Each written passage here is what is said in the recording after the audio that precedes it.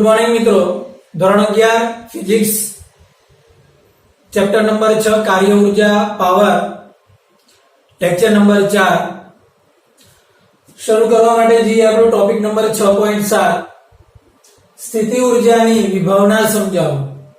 મિત્રો ગતિ ઊર્જાની વિભાવના આપણે જોઈ લીધી, કાર્ય જોયું, ગતિ ઊર્જા જોયું। હવે આપણે અહીંયા સ્થિતિ ઊર્જા સમજીએ છીએ। મિત્રો પહેલી વાત તો એ કે ઊર્જા એટલે કાર્ય કરવાની ક્ષમતા અને સ્થિતિ ઊર્જા એટલે પદાર્થની સ્થિતિ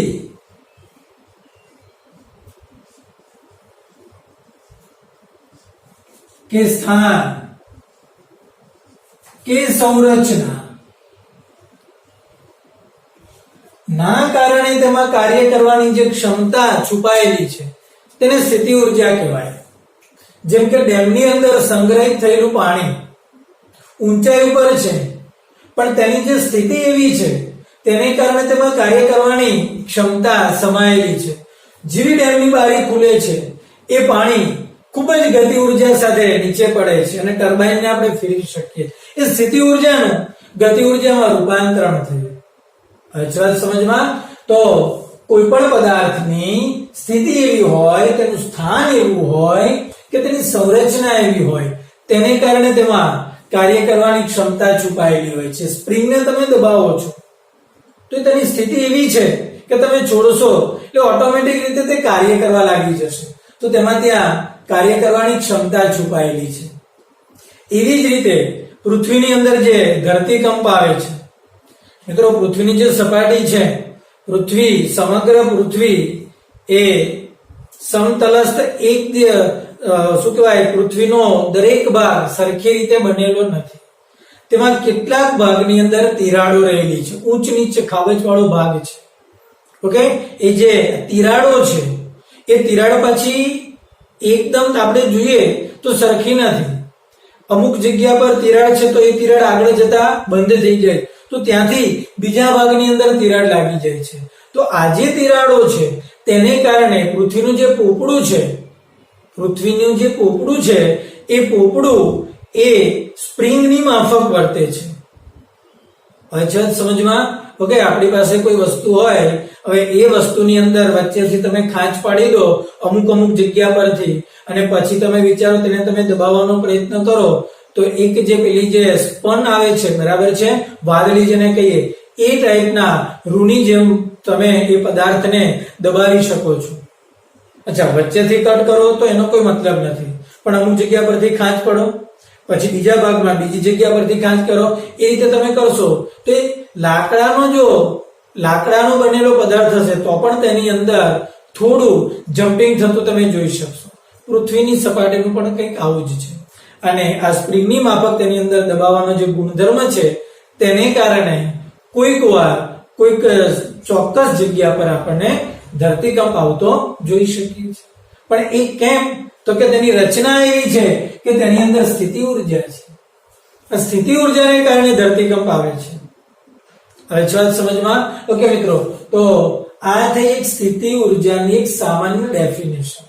पदार्थना स्थान, संरचना वगैरेने कार्यने तेमां जे कार्य करवानी क्षमता रहेली छे तेने आपणे शुं कहीशुं? स्थिति ऊर्जा। हवे आपणे शब्द समजीए मित्रों, अहींया गुरुत्वीय स्थिति ऊर्जा।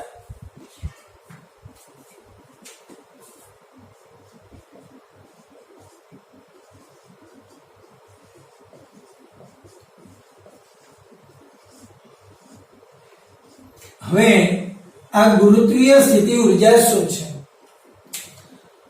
તો મિત્રો એક કામ કરીએ, અહીંયા થોડી નાનકડી એક આકૃતિ ડ્રો કરીને સમજીએ। આ પૃથ્વી છે અને પૃથ્વીની સપાટી પર એક m દળનો પદાર્થ અહીંયા રહેલો છે। વિચારો કે આ m દળનો પદાર્થ રહેલો છે, તો આ જે m દળનો પદાર્થ છે તેના પર આ પૃથ્વીને કારણે એક વજન બળ લાગે છે અને એ વજન બળ કેટલું છે? mg અધો દિશામાં છે। ઓકે, હવે આ પદાર્થને મારે h જેટલી ઊંચાઈ પર લઈ જવો છે। અહીંયા આ m દળનો પદાર્થ અહીંથી મારે અહીંયા લઈ જવો છે, તો સ્વાભાવિક છે કે મારે mg જેટલું કાર્ય ઉર્ધ્વ દિશામાં કરવું પડશે. સોરી, mg જેટલું બળ ઉર્ધ્વ દિશામાં લગાવવું પડશે. તો મિત્રો કાર્યનું સૂત્ર શું થાય? સિમ્પલ છે, કાર્ય બરાબર બળ ગુણ્યા સ્થાનાંતર, મતલબ કે FD cos θ. આને આપણે કાર્ય કહીએ છીએ. તો મિત્રો અહીંયા F કેટલો થયો? mg ઉર્ધ્વ દિશામાં. અચ્છા, D કેટલો થયો? તો કે h એ પણ ઉર્ધ્વ દિશામાં, અને cos θ બંને ઉર્ધ્વ દિશામાં છે એટલે cos 0 થશે. તો મતલબ કે કાર્ય કેટલું થયું મિત્રો? mgh.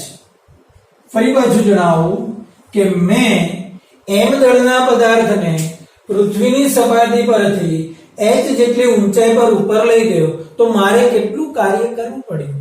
સિમ્પલ, mgh જેટલું. હવે ચાલ સમજમાં. ઓકે, ચલો પદાર્થ અહીંયા આવી ગયો. હવે બધી જ મેટરને ભૂલી જાઓ, આ બધી જ મેટરને ભૂલી જાઓ. પદાર્થ હવે અહીંયા છે. તો ન્યૂટને જે કલ્પના કરેલી હતી તમે તેને છોડી દો, નીચે આવે છે. તો એ નીચે કેમ આવ્યું? કોણ લાવ્યું?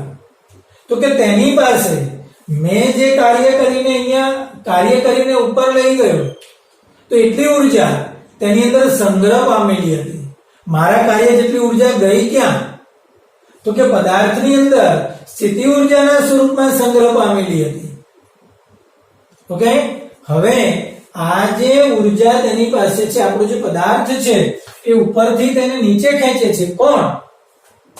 પૃથ્વી. તો એ જ્યારે નીચે ખેંચશે તો એ mg જેટલા બળથી ખેંચે છે. પૃથ્વી આપણા પદાર્થને mg જેટલા બળથી નીચે ખેંચે છે, પણ એ બળ અધો દિશામાં આવશે એટલે ઋણ દિશામાં થશે. તો આટલું કાર્ય એ માઈનસ થશે કે નહીં? ઓકે, તો પૃથ્વી દ્વારા થતું કાર્ય માઈનસ mgh થશે.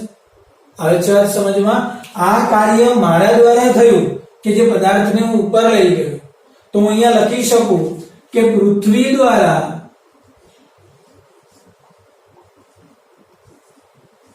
થતું કાર્ય W બરાબર માઈનસ mgh. અને મિત્રો ગુરુત્વીય સ્થિતિ ઉર્જાની વ્યાખ્યા છે કે પૃથ્વી દ્વારા થતા કાર્યના ઋણ મૂલ્યને તે પદાર્થની ગુરુત્વીય સ્થિતિ ઉર્જા કહેવાય અને તેની સંજ્ઞા u છે. આ ગુરુત્વીય સ્થિતિ ઉર્જાની સંજ્ઞા એ u છે. શું લખીશું આપણે? પૃથ્વી દ્વારા થતા કાર્યના ઋણ મૂલ્યને તે પદાર્થની તે સ્થાન પાસેની ગુરુત્વીય સ્થિતિ ઉર્જા કહે છે. અચ્છા સમજમાં. તો આ જે કાર્ય હતું કેટલું હતું? માઈનસ mgh અને તેનું ઋણ મૂલ્ય એને મિત્રો સ્થિતિ ઉર્જા u of h. તમારી બુકમાં v છપાયું છે પણ આપણે તેને v નહીં લખીએ, u જ લખીશું. તો u of h બરાબર માઈનસ mgh. ફરી પાછું જણાવું કે mgh એ મારા દ્વારા થતું કાર્ય હતું, પણ પૃથ્વી દ્વારા થતું કાર્ય વિરુદ્ધ દિશામાં છે એટલે માઈનસ mgh થશે. અને પૃથ્વી દ્વારા થતું જે કાર્ય છે એનું ઋણ મૂલ્ય, એ ઋણ મૂલ્યને શું કહેવામાં આવે છે? h જેટલી ઊંચાઈ પર પદાર્થની સ્થિતિ ઉર્જા. તો મિત્રો h જેટલી ઊંચાઈ પર પદાર્થની સ્થિતિ ઉર્જા બરાબર માઈનસ માઈનસ કેન્સલ mgh થશે. મિત્રો આ તમે નાના ધોરણથી આ સૂત્ર શીખતા આવેલા છો કે h જેટલી ઊંચાઈ પર પદાર્થની સ્થિતિ ઉર્જા કેટલી? તો કે mgh. હવે ચાલો સમજમાં. પણ આ એ સૂત્ર આપણે સાબિત કર્યું. મિત્રો આ mgh આને જ ગુરુત્વીય સ્થિતિ ઉર્જા કહેવાય. તમે અહીંયા સફિક્સમાં h લખી શકો છો. આનો મતલબ એ થાય છે કે h જેટલી ઊંચાઈ પાસે તેની સ્થિતિ ઉર્જા છે. કેટલી છે સ્થિતિ ઉર્જા? mgh. બોલો મિત્રો, આવે છે વાત સમજમાં? ઓકે, આ થયો ગુરુત્વીય સ્થિતિ ઊર્જા ક્યાં? તો કે h જેટલી ઊંચાઈ પાસે. ઓકે, ચાલો વધી આગળ. ઓકે મિત્રો, તો આપણી પાસે હવે સ્થિતિ ઊર્જાનું એક સૂત્ર આવી ગયું અને એ સૂત્ર છે કે U બરાબર mgh. ઓકે, હવે કામ કરો કે આ જે સૂત્ર છે આનું ઊંચાઈ h ની સાપેક્ષે હું વિકલન કરું તો શું થશે? du upon dh. ફરી પાછું તમને યાદ અપાવું, તમારી બુકની અંદર v છપાયો છે પણ આપણે u જ લખીશું. તો મિત્રો mg અચળ છે, પદાર્થનું દળ અને ગુરુત્વ પ્રવેગ બદલાતો નથી, તો આ h વધ્યો. તો મિત્રો આ h નું h ની સાપેક્ષે વિકલન એ 1 થશે. 11 ધોરણ શરૂ કરું ત્યારે વિકલન સમજાવેલું છે તમને, એટલે આ 1 થશે. તો મિત્રો આ du upon dh is equal to mg થયો. મિત્રો યાદ કરો, mg એટલે વજન બળ, જેને હું F તરીકે ઓળખી શકું. અને પૃથ્વી દ્વારા લાગતું, જો પૃથ્વી દ્વારા લાગતા બળની વાત કરીએ તો મિત્રો આ F એ ઋણ આવે. તો ફાઇનલી મને સૂત્ર મળે કે du upon dh બરાબર -F થશે. આ સૂત્ર તમારે જરા યાદ રાખવાનું છે. હજુ પણ આગળ આપણે ફરી પાછી આની સાબિતી આપવાના છીએ કે સ્થિતિ ઊર્જાનું અંતરની સાપેક્ષે વિકલન એ બળના ઋણ મૂલ્ય બરાબર હોય છે. એટલે કે du upon dh બરાબર શું આવશે? -F થશે. હવે છે વાત સમજમાં? ક્લિયર થાય છે વાત? ઓકે, હવે આપણે ફરી પાછા આપણા ઉદાહરણ પર આવીએ કે આપણી પૃથ્વી હતી, આપણો પદાર્થ m દળનો પદાર્થ આ h ઊંચાઈ પરથી મુક્ત પતન પામ્યું. આ F જેટલું બળ, -F જેટલું બળ પૃથ્વી ખેંચે છે, પણ એ જ્યારે મુક્ત પતન પામ્યું ત્યારે તેનો પ્રારંભિક વેગ u બરાબર 0 હશે અને જ્યારે પૃથ્વીની સપાટી પર અથડાશે ત્યારે તેનો અંતિમ વેગ કેટલો હશે મિત્રો? v હશે. ઓકે, તો પ્રારંભિક વેગ u હતો અને અંતિમ વેગ કેટલો હતો? v હતો. ત્રીજા ચેપ્ટરનું અચળ પ્રવેગી ગતિનું આપણે સમીકરણ મેળવીએ કે જ્યારે નીચે પડે છે ત્યારે તેનો પ્રવેગ a બરાબર g થશે. એટલે કે g જેટલા ગુરુત્વ પ્રવેગથી નીચે પડે છે, કેટલી ઊંચાઈ સુધીનું અંતર કાપે છે? h. પ્રારંભિક વેગ 0, અંતિમ વેગ v, ગુરુત્વ પ્રવેગ g. કેટલું અંતર કાપ્યું? h. તો આપણી પાસે સૂત્ર છે v² - u² બરાબર 2ad. આમાં આપણે કિંમત મૂકી દઈએ. આ અંતિમ વેગ તો કે v² છે માઈનસ પ્રારંભિક વેગ એટલે 0, આ 2 a ની જગ્યા પર મિત્રો મારે g લખવો પડશે અને d ની જગ્યા પર h.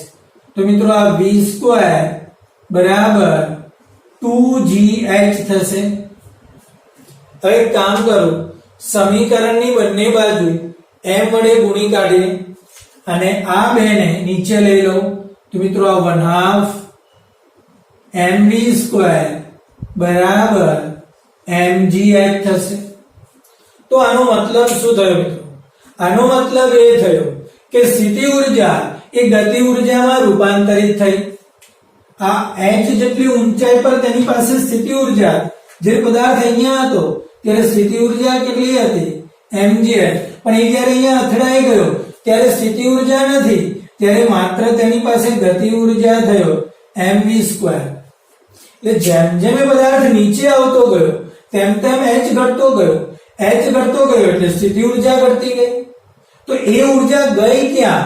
વેગના સ્વરૂપમાં, ગતિ ઊર્જાના સ્વરૂપમાં. એટલે પૃથ્વીની સપાટી પર આવી ગયો ત્યારે તેની પાસે સ્થિતિ ઊર્જા બિલકુલ નથી રહી.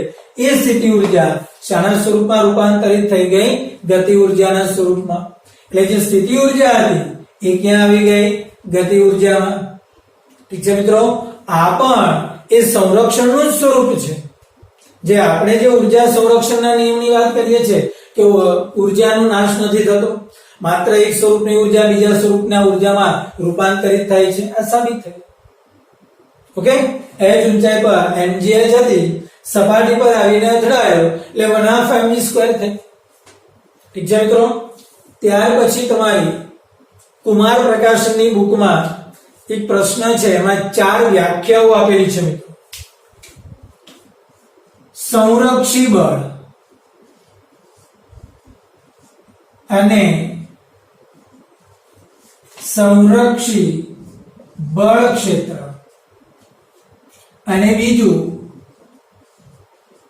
અસંરક્ષી બળ અને અસંરક્ષી બળ ક્ષેત્ર. હવે મિત્રો સંરક્ષી બળ એટલે શું? તો કે મિત્રો જ્યારે પદાર્થને, અચ્છા આ જ ઉદાહરણની વાત કરું કે અહીંથી હું અહીંયા લઈ ગયો h જેટલી ઊંચાઈ પર, તો ઘણા બધા માર્ગથી લઈ જઈ શકું છું. હું ધારી લો કે અહીંયા આ પૃથ્વી છે, અહીંથી અહીંયા હું લઈ જાઉં આ સીધા માર્ગ પર. અચ્છા, એક બીજા કાર્ય માટે હું આ રીતે લઈ જાઉં, ત્રીજા કાર્ય માટે આ રીતે, ચોથા કાર્ય માટે આ રીતે, 4 જુદા જુદા માર્ગે આ એક સ્થાન પરથી બીજા સ્થાન પર લઈ ગયો. તો શું આ વખતે કાર્ય 4 કિસ્સામાં કાર્ય આ W1, આ W2, આ W3, આ W4, શું આ કાર્ય સરખું હશે કે જુદું જુદું? મિત્રો સરખું હશે. તે માત્ર પ્રારંભિક અને અંતિમ સ્થાન ઉપર જ આધાર રાખે. તેના માટે લીધેલા માર્ગ પર કે તમે કેવી રીતે લઈ ગયા છો તેના ઉપર આધાર નથી રાખતું. તો મિત્રો આવા કાર્યને, આવા જે બળને તમે જે બળ આપીને ઉપર લઈ ગયા એવા બળને સંરક્ષી બળ કહેવાય. અને આ જે બળ ક્ષેત્ર છે, આ કાર્ય કરવા માટે આપણે ગુરુત્વીય ક્ષેત્રનો ઉપયોગ કર્યો. પૃથ્વીની આસપાસ ગુરુત્વીય ક્ષેત્ર અવેલેબલ છે, 8મા ચેપ્ટરમાં આપણે ભણીશું. તો આવા બળ ક્ષેત્રને સંરક્ષી બળ ક્ષેત્ર કહેવાય મિત્રો. ઓકે, સંરક્ષી બળ કોને કહીશું? તો કે જે બળની અસર હેઠળ થતું કાર્ય એ પ્રારંભિક અને અંતિમ સ્થાન પર આધાર રાખે, તેના માટે લીધેલા માર્ગ પર આધાર ન રાખતું હોય તો આવા બળને સંરક્ષી બળ કહેવાય. અને આવું બળ જે ક્ષેત્રમાં પ્રવર્તમાન છે તેને સંરક્ષી બળ ક્ષેત્ર કહેવાય.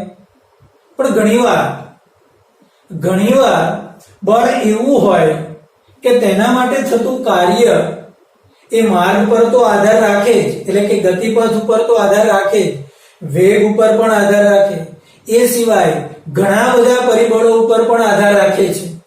તો મિત્રો આવા બળને અસંરક્ષી બળ અને આવા બળના ક્ષેત્રને અસંરક્ષી બળ ક્ષેત્ર કહેવાય. જેમ કે ઘર્ષણ બળ. તમે રસ્તા પર ચાલો છો તો એ દરમિયાન ઘર્ષણને કારણે તમારી ગતિ અવરોધાય. ઓકે, તો ત્યાં માર્ગ ઉપર આધાર રાખશે. હવે ઘર્ષણને કારણે વેગ કેટલો અવરોધાય છે તેના ઉપર પણ આધાર રાખશે, અને તેના ઉપરથી તમે કાર્ય નક્કી કરી શકશો. તો એ કાર્ય એ માર્ગ પર આધાર નથી રાખતું એવું આપણે નહીં બોલી શકીએ. સમજમાં આવે છે વાત? એકદમ ટૂંકી ચટવાર કે માર્ગ પર આધાર રાખે તો સંરક્ષી બળ ન કહેવાય, સંરક્ષી બળ ક્ષેત્ર ન કહેવાય. માર્ગ પર આધાર રાખે એ સિવાય ઘણા બધા પરિબળો ઉપર પણ આધાર રાખે તો આવા બળને અસંરક્ષી બળ અને આવા બળ ક્ષેત્રને આપણે શું કહીશું મિત્રો? અસંરક્ષી બળ ક્ષેત્ર તરીકે પણ આપણે ઓળખીશું. ઠીક છે? ઓકે મિત્રો, ત્યાર પછી આપણો ટોપિક કન્ટિન્યુ છે, પણ તમારી દર્પણની અંદરનો પ્રશ્ન નંબર 24 છે. સંરક્ષી બળો માટે સ્થિતિ ઊર્જા અને કાર્ય વચ્ચેનો આપણે સંબંધ મેળવવાનો છે. મિત્રો અહીંયા સ્થિતિ ઊર્જા અને કાર્ય વચ્ચેનો જે સંબંધની વાત કરે છે એ સંબંધ આપણે હમણાં સાબિત કરી ગયા. તમને જણાવી આપું, એ સંબંધ આપણે આવો સાબિત કરેલો હતો હમણાં કે du/dh is equal to -f. Okay, ચાલો હવે એ સંબંધ ફરી પાછો આપણે અહીંયા આપણે સાબિત કરવા માટે જઈએ. પહેલા તો હું તમને એમ કહું કે ધારો કે કોઈ પદાર્થ F જેટલું બળ અનુભવે છે અને આને કારણે ડેલ્ટા x જેટલું સ્થાનાંતર થાય છે, સૂક્ષ્મ સ્થાનાંતર. તો આ દરમિયાન તેનું થતું જે કાર્ય છે એ કેટલું આવશે? એકદમ સિમ્પલ, W બરાબર F into ડેલ્ટા x, આ મને કાર્ય મળશે.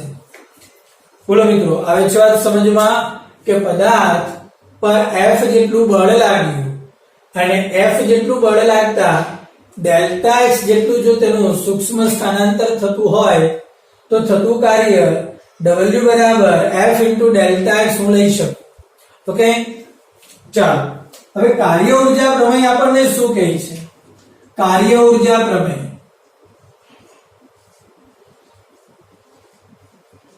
મિત્રો, કાર્ય ઊર્જા પ્રમેય એવું કહે છે કે W બરાબર ડેલ્ટા k છે, માટે હું ડેલ્ટા k બરાબર F into ડેલ્ટા x લખી શકું. સમીકરણ નંબર 1. બરાબર. હવે હમણાં જ આપણે એક વસ્તુ જે સાબિત કરી ગયા કે સ્થિતિ ઊર્જાનું રૂપાંતરણ ક્યાં થાય છે? તો કે ગતિ ઊર્જામાં. સ્થિતિ ઊર્જા વધે તો ગતિ ઊર્જા ઘટે, ગતિ ઊર્જા ઘટે તો સ્થિતિ ઊર્જા વધે. મતલબ કે બંનેનો સરવાળો શૂન્ય હોય, સોરી, બંનેનો સરવાળો અચળ હોય. અને મિત્રો, યાંત્રિક ઊર્જા સંરક્ષણનો નિયમ કહેવાય.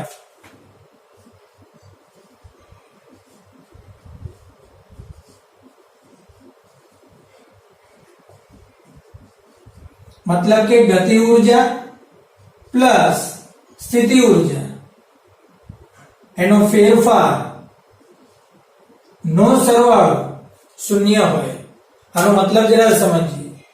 ગતિ ઊર્જામાં જેટલો વધારો થાય સ્થિતિ ઊર્જામાં એટલો ઘટાડો થાય તો ફેરફારનો સરવાળો શૂન્ય હોય. ધારો કે કોઈ પદાર્થ ગતિ કરે છે, તેની ગતિ ઊર્જામાં +5 જૂલ જેટલો વધારો થયો તો તેની સ્થિતિ ઊર્જામાં -5 જેટલો ઘટાડો, તો મિત્રો સરવાળો તો શૂન્ય જ આવવાનો. હવે વાત સમજમાં. આને યાંત્રિક ઊર્જા સંરક્ષણના નિયમ તરીકે ઓળખી શકાય. તો આ કિંમત જો આની અંદર લગાવી દો તો મને સાદુરૂપ આપતા શું મળશે? આની જગ્યામાં હું શું લખીશ? F into delta x plus delta u બરાબર 0.